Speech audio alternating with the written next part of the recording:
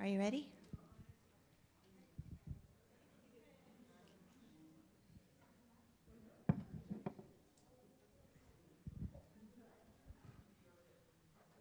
Yeah? Okay, here we go. So my name is Whittaker. I'm a project manager. I'm a publisher for WordFire Press, and I also co-direct Superstars writing seminars with a really good friend of mine named Mark Lefebvre, who of Draft to Digital. You guys have probably met him around. I have a love of spreadsheets and handbags, and I'm chronically early, as you saw. So I want to explain something about the model that I'm getting ready to show you. Can everybody hear me okay? Because I sometimes... Is it too loud? Okay. All right, cool. All right, sorry about that. So the model that I'm getting ready to show you guys, it's very agile, and that's something that you can decide when you start getting into developing your program. Do you want to have a model that you stick to, like no matter what, or do you want your model to be agile?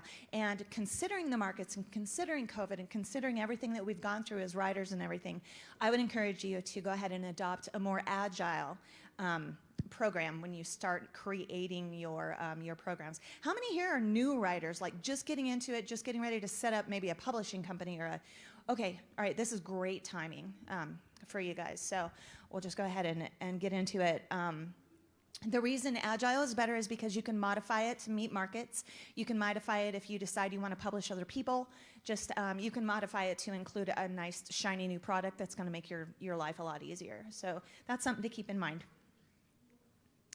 Okay, this duck is spinning a lot of plates. He's spinning. Okay, so you're going to have so many things going on at once. A lot of you probably already have a couple books out right now, and what do you have to do? You have to be the spinner of the plates. You have to make sure that your pre-production on your next book is happening. You have to make sure that your production on whatever you're working on is happening. You've got ads that you're thinking about. You've got communications with any hired, like a VA or, a book formatter or your editors. That's a lot, to juggle. And so what project management and program management can do is help you find a way to be comfortable with all the systems that you're about to set up for yourself. Okay, so first what we're going to do is we're going to talk about defining the scope of your publishing program, what you're comfortable doing as a publisher. Because whether you're an indie or you want to publish trad or whatever, you still have projects at some level that you're going to be managing and that you want to have put together in a certain way to make life easier for yourself. Because it's all about time management. We're writers. We have to have that time to be able to create, whether that's the first thing in the morning or whatever. There's a lot going on here that you need to learn to set up. So, like, do you plan to publish the works of others? Are you going to start like a little publishing company? If you're going to do that, there's different things that you need to put in place right now, and that's why we're defining the scope of what views you have or goals you have, for your own company. What do you want to end up doing? Do you want to publish your own work? Are you a self-published author? And then do you plan to be a hybrid author? There are steps that you can take. If there's a book that you wrote that you want to shop around, and then keep your own indie business going. So many people are doing that, and there are going to be some good tools in here to help you along so that you can keep track of those processes too. Okay, so it's duck. Okay, let's talk about budgets for a second. There's a couple of them that you need to keep in mind. The first one, of course, is financially. How are you going to do this thing? Okay, are you going to funnel money in from like your household, work a couple hours a week extra at your day job so that you can, have a little bit of extra spending cash? Maybe you want to hire a VA to make your life a little bit easier. These are things that we're going to discuss. These are things that you need to be prepared for before, if you can. I know a lot of us are already in the meat and potatoes of publishing, but these are steps that are very important to start as early as possible.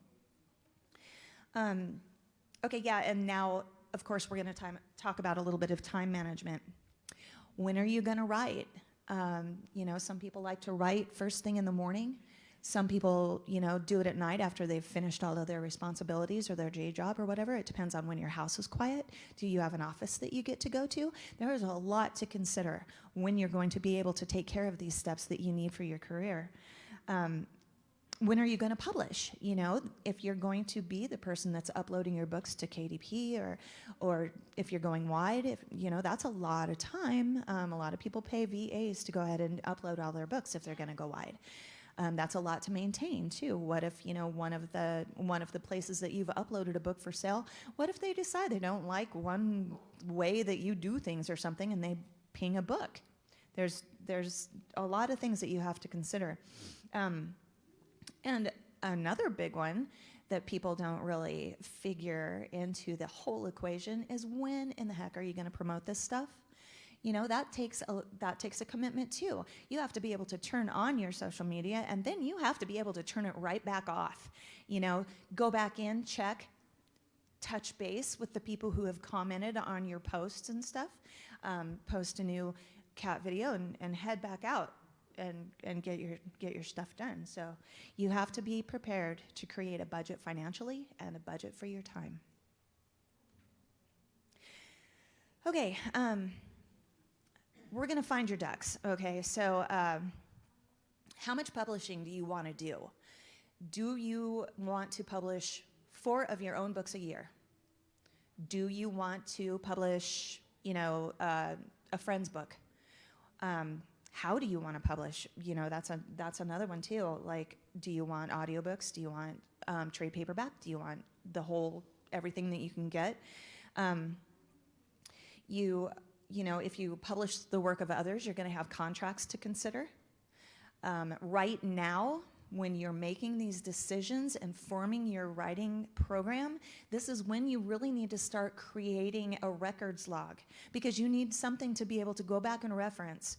When your publishing company is just bigger than the world, you need to be able to go back and look at why you made certain decisions and what you need to change if you do. There is a log that you will keep in your records, and it's called a lessons learned log. And I know that everybody in here can really relate to me saying something like that, because wow, have I learned some lessons as I've been, you know, learning to publish. I've been doing this for about 12 years. Luckily, I was a fan of spreadsheets way back in the beginning, but now that, like, you know, we have Google Sheets online and Excel online and stuff like that, I'm just so happy.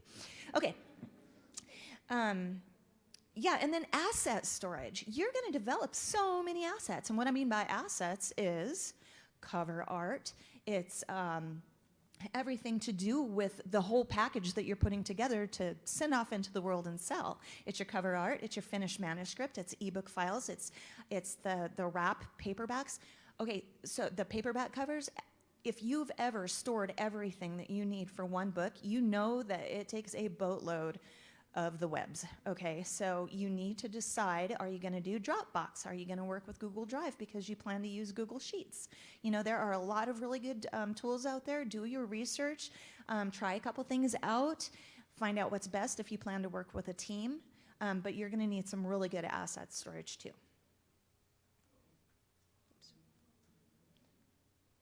There we go. Okay, so defining the work. Okay. You know that there is a lot of work that you need to do depending on the structure that you're deciding right now. There is, first you got to write a book. After you write a book, or even before you write a book, you're in pre-production because you need to figure out if you're going to list it for pre-orders, and you need to find advanced readers and your editor and things like that.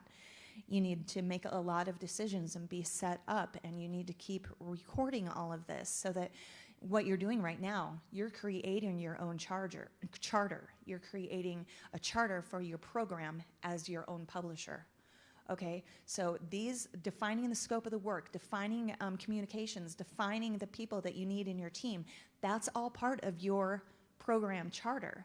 So what I'm sharing with you is not necessarily only project management. I'm telling you how to manage your complete program. Okay, with each book being a project, which, you know, after a while, you're moving on to a different project when your little book is out in the world and making you millions. Okay. Okay, pre-production. You need to make the decision, how are you going to store your book deck? And what I mean by book deck is you're going to create a sheet with all of the information that you compiled about a certain book, your blurbs, your copyright information, all of your ISBNs and everything. They're going to be on a nice little sheet. It's going to be wonderfully organized, and you're going to keep that with your asset storage, because in creating a document like that, it's an asset.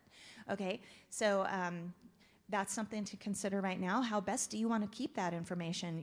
For a series, what colors did you use when you made your cover or something like that? What font did you use, for your cover treatment?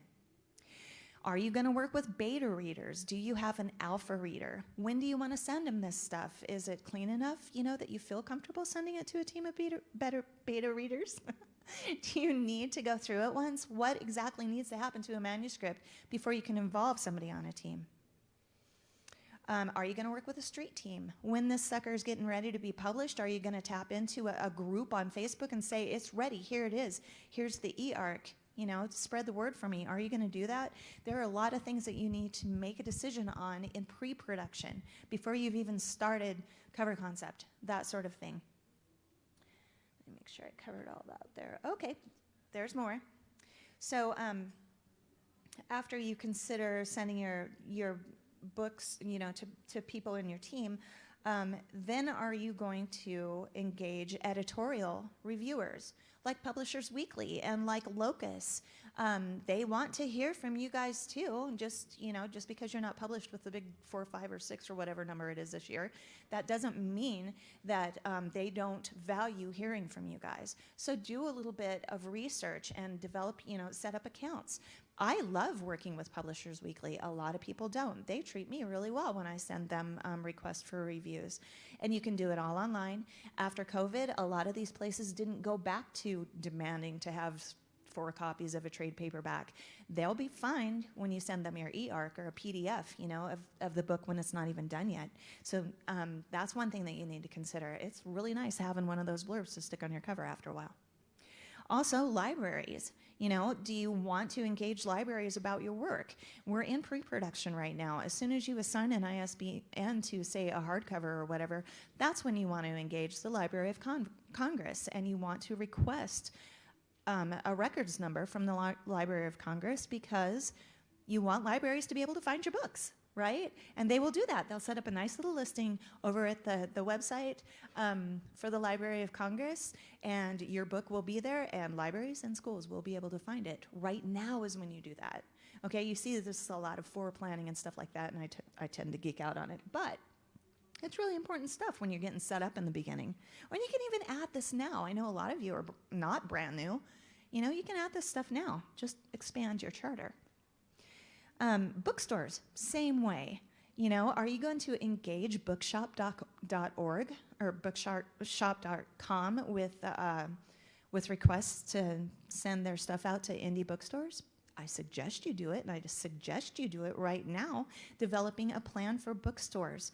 Indie bookstores are a huge, huge deal right now, and a lot of them are struggling coming out of COVID. I hated it when my little bookstore closest to me had to close for a while, but I think they're going to be back on their feet, and they're going to come back around. But now's the time. Reach out and say, hey, here's what I've been doing over the last 2 years when we haven't seen each other. It's a good thing to do right now. Okay, production. Okay, there's a whole lot of things that you need to come up with during production. A lot of you have already done this part, and it might be, a little bit of review. But now's when you're going to start coming up with your cover concept. You've got editing to consider. Formatting, which is scooted off to the side there. You need somebody good to do that for you, and oh my gosh, your layout is crooked. So now's the time when you start considering all of this work. We're building your whole entire work structure. We're defining the work right now. You're making lists. You've got spreadsheets going everywhere. You're feeling really good about this because there's no stone unturned. You're making progress on everything that you see happening in your program model. okay? And that's what you're doing right now. That bunch of records that you're keeping, those are going to be invaluable. So consider your asset storage and consider how you're going to keep your documents right now. How are you going to publish? Do you want to create ebooks and, paperbacks and hardcovers, and are you going to go into audiobooks too at the same time? Do you want to release all that simultaneously? If you do, now's the time to go ahead and develop your plan moving forward so that you don't accidentally miss a piece and so that everything comes together as you're comfortable. Okay, publishing. Selecting distribution. Okay, let's talk about quality checks first. So quality checks, before you send your book off into the world, you do have editors to consider. Who's your favorite editor? Your beta team, your beta readers, they've all got to look at it and stuff like that. This is time, this is work that needs scheduled, and you need to pay close attention to how your time is spent managing this stuff, okay? A lot of editors, the really good professional ones, they work off of a little bit of program management and project management of their own. So be sure and schedule with these people so that you know what to expect. So after the project or after the product has been checked, you're going to have somebody check also the cover. What if you accidentally put, the wrong blurb on your cover or something like that? One other thing with Ingram Spark, if you guys are planning on publishing your hardcovers, don't put prices on your book covers anymore. Make sure that your ISBN does not have the price tag embedded in it. You're going to hate yourself when Ingram Spark sends you that email and says, hey, you're not making any money on this book. It's actually at a deficit because we just raised our prices. Then you've got to pay that fee again, to upload your covers and whatnot.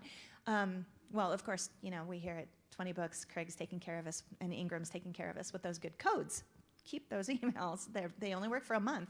But if you save up work like that when you find out that one of your books is now underpriced, use that code, have all the prices stripped off of that cover, and then re-upload it, so that's never going to happen to you again. That was a total sidebar. Yeah, just make your decisions now. Do you see yourself doing the whole rigmarole with your books? Are you going to do hardcovers? Who's going to make them? Are you going to do trade paperbacks? Well, yeah, are you going to upload those to KDP Select only? I mean, are you only going to do exclusive with Amazon?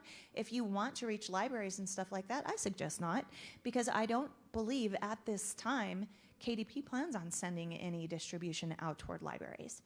So you need Ingram for that, and then you're dealing with their discount, but they have really wonderful distribution for libraries. So those are things you need to plan now as you want to publish. And then as you move on to defining your team, you'll know the team members that you need to put in place. Communications is the most fun for me of managing any project because I take time to develop a team with people that I know are professionals. They're not going to let me down. They're people that I can trust because as a manager, I let my managers manage, okay? If you're working with a team and there's somebody in there and you're just always doubting, am I going to have this on time? The book's supposed to launch, next week and whatever. Why is that person on your team? Do yourself a favor. I'm not saying that you shouldn't hire friends, but make sure that your team is someone who, they're conducive, they work together really, really well. They have good attitudes and they turn stuff in on time and they don't charge you an arm and a leg, okay?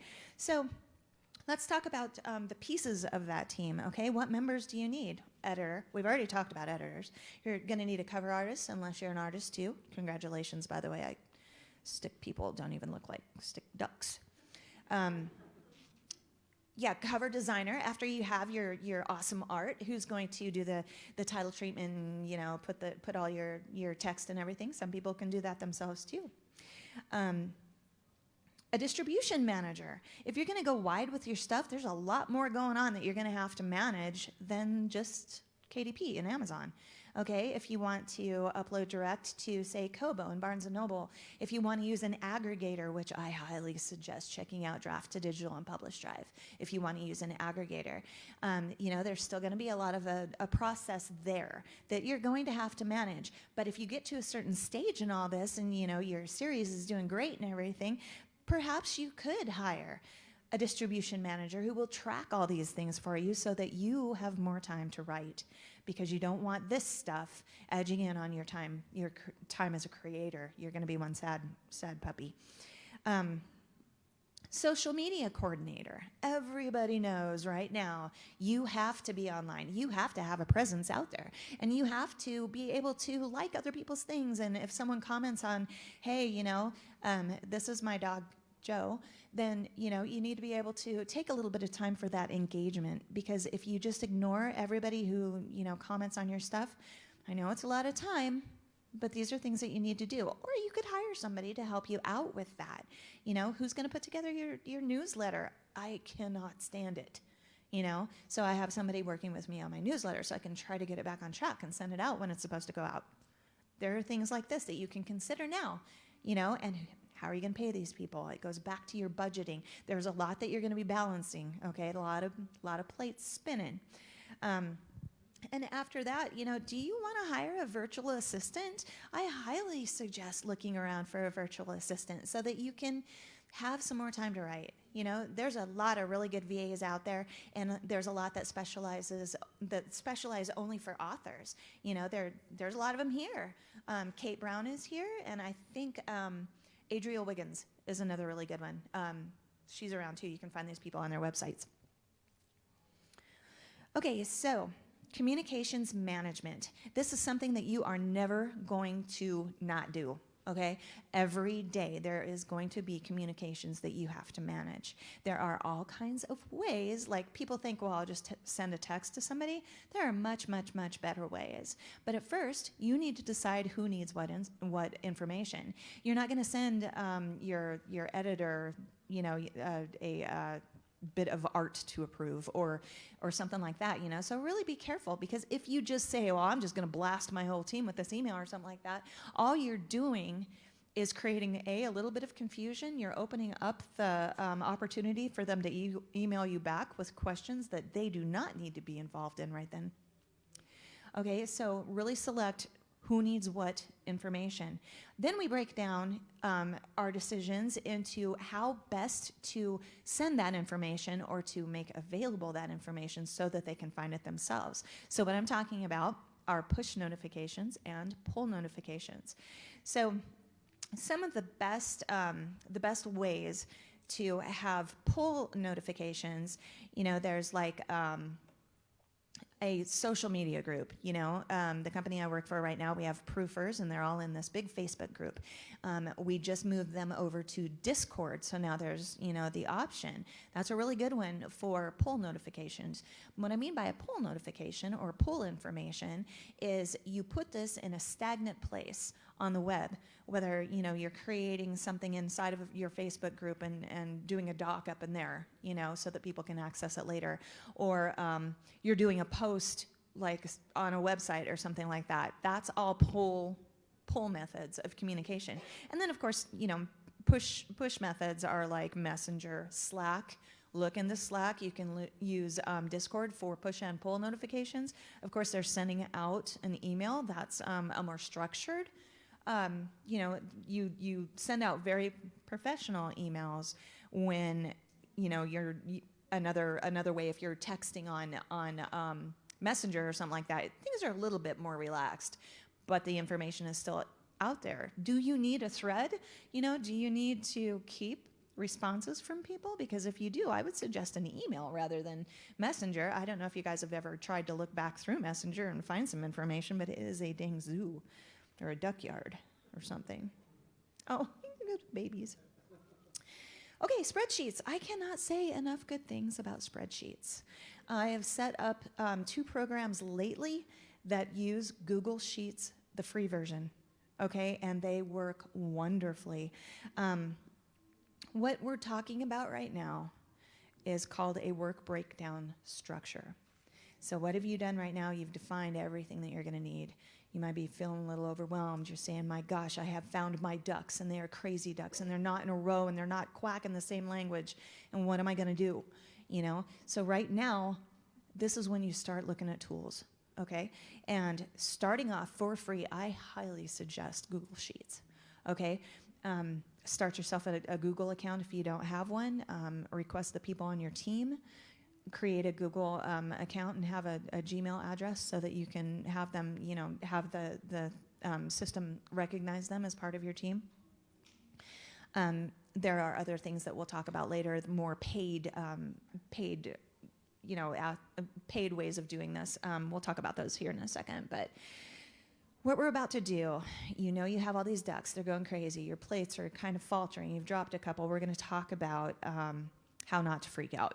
Okay, we're going to talk about how you're going to get this stuff done and how you're going to do it. And the reason that we're going to do it right now in the process is because you have just defined all of this stuff. You've got you've basically just defined your charter. Congratulations, go you. You guys are putting together your program. You're getting ready to manage projects, okay? Now what you need to do is find a way to keep your ducks happy, because everybody loves a happy duck, right? So you've got a whole lot of ducks. You need to find out what system makes you comfortable. Number one, you are number one here. You're managing a lot, okay? There's a lot going on. If you decide that you don't like using spreadsheets or something like that, have no fear. We're going to go over a couple different kinds. Okay, so this is a project tab inside of a program that is set up in Google Sheets. You can see that you can set this up to be as robust as you want it to. What steps do you want to put in here? Who do you want to be able to see each bunch of these? And you can say you don't want anybody to come in and be able to change dates on a certain cell or something. You can lock the privacy, or not the privacy, but the accessibility, so they can't go in there and mess up a date. Well, I'm going to be late, so I'm just going to move this out a week. No. It's locked, and there's a reason it's locked, because you are getting your ducks in a row, and they can't do that anymore. So yeah, this is a book tab. It starts, of course, up if you're going to do ARCs. Send out ARCs for reviewers and such. This is just something that I built, and I keep using this too for different authors who talk to me and stuff like that. I send them, a blank, and I say, here's something to consider. What would you put in here and stuff, and they just love it, and they're able to just download this into an Excel sheet, take it home, and kind of make it their own, so that they don't feel like they're just absolutely freaking out all the time. We don't want to freak out, okay? Also, for communications, you can click inside any cell in any one of these Google Sheets, and by adding a comment, you can say, who do you want this comment to go to, and it will send an email to whichever person on your team needs to see it. If something's laid up here, click on it, add a comment, and say, Lulu, where is the cover? Well, she can go and look, and she can say, oh my gosh, or, it's coming at you right now, or something like that, and that all comes to your Gmail. Okay, so those are things that you need to look at just to make your life easier. What you're developing here is just, a giant tool to make it easier for everybody, and a place where everybody can go and look for the information that they need for their own individual part. Okay, so this is like one title. Okay, I'm going to show you the whole program overview here next, I think. Yes, ta-da! I think. No, this is a more robust. Okay, so what this is a more robust book sheet. This is only for one book, one project, okay? But you see that you can really spread it out, and you can put so much in here, and it's free, okay? Don't bog yourself down with all these crazy bills right now, all right? Go free. Then if you decide you want to move into something else later, do it. You'll have a couple years under your belt using a free service like this. And then you can decide on if your budget will let you move on to something different. Okay, tools to manage and maintain these workflows, okay? If you're thinking that you might want to go ahead and just start off with a paid service, my favorite paid service is Monday. Monday is amazing. You can set it up to, allow different accesses for different team members. It's fun to look at. They do a really good job. They're always updating it, so that there's more available there. So yeah, that one's my favorite. If I was going to pay for one right now, I would pay for that. Number two, paid service would probably be Asana. I think they might still have a free version, but of course, if you want to pay for something, they become more and more robust and more offerings. Trello, you can use Trello for free right now, okay? And then there's upgrades. Trello's good fun too, and it, you know, they have apps. Monday has a really great app too for your phone, where you can just, you know, make yourself notes. You can upload just about anything. You can upload files in these things. I love Trello. Also, that's how I manage my household. My whole entire household is set up on Trello, not spreadsheets. So that's different for me. Okay, yeah, Google Drive. So like I said before, if you guys decide you want to set all of your program up on Google Sheets, go ahead and get space in Google Drive. You access stuff so much faster. Save yourself the time. If you don't want to like go and have to dig through Dropbox or something like that, which is a totally different interface, although they still work together very nicely, you can edit docs, you know, in Google Sheets and Dropbox. It's still a different interface. Okay, it's not, they don't work together quite as nicely. They do work together okay, but not as nicely. Check the time here. I think we're okay. Boop. Okay, so this is one of my favorite things in the whole world. This is an overview, a program overview. This is one that I set up for WordFire Press. Yeah, yep. So there's no proprietary information on here. All you're really seeing is like what's coming up next. So those books are coming up next. These are the due dates. This is locked. Those due dates right there, the darker column with the boxes all around it there, that's locked. I'm the only one that gets to change those dates because those ducks are in a row, and my reviewers know when those books are coming out. We've got like Publishers Weekly sending us reviews and stuff like that, and you don't change those release dates, okay? So that's why that's locked, and I think everybody on my team now has probably tried to move one of those now, and they are met with a super sad face. So, yeah, over here, you know, you can add things like when the contract started, when the contract is up, if it's something where you're working with another professional. You can add in your ISBNs just for quick access. What this is one sheet, one place to go, where you can look at any project and see what stage it's in. Okay, and how much time is that going to save you? You know, you don't have to go into your asset depository and look, is the cover done? Is it here? No, you know, because all you have to do is see this row down at the bottom, and see that plus? The plus is how you add a new book. These are all books. The little lines beside the plus down there, you click on that, you'll see all the books. There are 113 books on this sucker right now. Okay, so if you want to open up a book, then all you do is click on it, and then you go into one of those interior pages, like a Sue, like this. We just opened up this. We want to go in and we want to see, you know, is it in process? Is it complete? Have they done all of their things? When can I expect this? Is anybody having any trouble? Okay, you can add notes in here, and again, never be afraid to send an email from this thing. Save yourself that time. It's really, really important to save yourself time.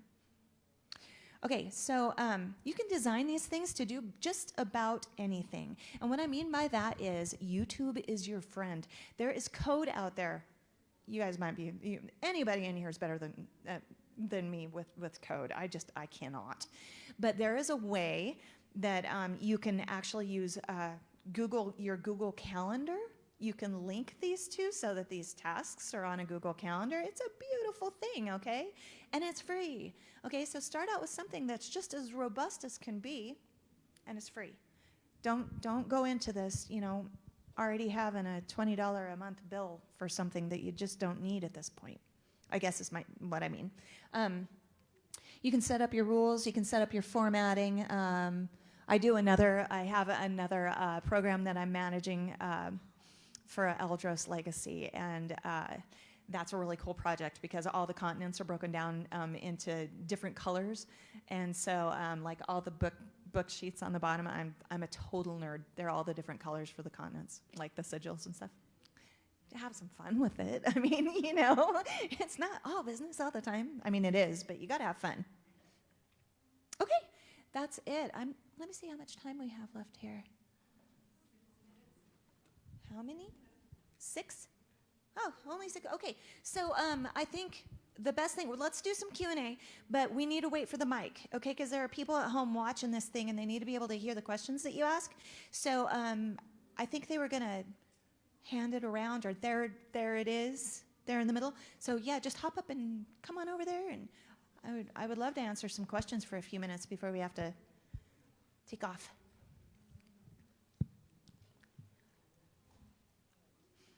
My question is, how do you deal with Publishers Weekly? Like, how do you get any attention from them at all as an indie author? Now, WordFire is a publisher with a bunch of different titles, but for individuals, you know, how do we do that? Okay, so as an individual, you will set up an account at Publishers Weekly, to a review account. They have a really nice dashboard there where you can upload your e-arc, your cover art, all the information about the book and everything, okay? The trick is always upload a press release. And so guess what? You're doing this 6 months ahead of time. Look at your program, okay? You need to, that's pre-production, right? 6 months ahead of time is when all those reviewers, whether it's Kirkus, Locus, book list, I love getting book list reviews. Those go straight to libraries, okay, and schools. 6 months at least ahead of your date, okay, is when you need to engage editorial reviewers and magazines about your book. Did that answer that? That's the best. Huh? Free. Totally free. Yeah, I don't pay them. I do not pay them. I just have set up a really good, we have a rapport now, you know, sending smiley faces and emails and all that jazz, so. Hi. Are you gonna send us any of these spreadsheets? I can. I'll tell you what. So we have examples? Yeah, I have blanks. I do have blanks. Actually, I'm glad you brought that up. Shoot me an email, okay? Yeah. Shoot me an email and I will do that. Sure. My question's back on the Publishers Weekly. How do you do that when you're doing something like rapid release and you're literally still writing the book? You don't have 6 months to do that in. That's really problematic. Yeah, I understand why you're doing rapid release, you know, and this goes back to your charter. What are your goals here? You know, are you going to do everything rapid release? Because no, maybe there's a brand new book and a brand new shiny series that you've been planning. Give yourself that 6 months for that series, because if they give you a review on book one and you've sent it to them ahead of time, they're going to be looking for the other books. You know what I mean? So that's what I would do. I would, you know, start with your new series. I would definitely give yourself some time. Yeah. You mentioned the press release. Would you elaborate on that? Sure, I will. So it's a single-page doc usually, and it's something that you feel comfortable emailing out or uploading into one of the dashboards for the reviewers, or you print it out and mail it off with a book. Okay, and it has all of the ISBNs, all of the formats. It has the book description or blurb. It has any other endorsements that you've already got for your work. It's got a very short bio of like maybe 5 to 6 lines below the book description. Up above, it says something like coming soon or for immediate release, you know, centered at the top. It's got an image of the cover. The front image is in there. And then moving down, you have all the data about the book, ISBNs, cover price for this, the hardback, cover price for all the things. And then, you know, book by Joe will be released on August 21st, 2022. Look for it in audio as well. Right up above, under where it says coming soon or for immediate release, that's where you want your tagline, and you want that tagline to be stellar. You want them to be hooked from the very second they read that tagline, and that's how you build a good press release. I think, are we out of time? Okay. Any more questions at all? No? Okay, well, we can go get coffee, you know, and thank you guys so much for coming and looking at my ducks. Turn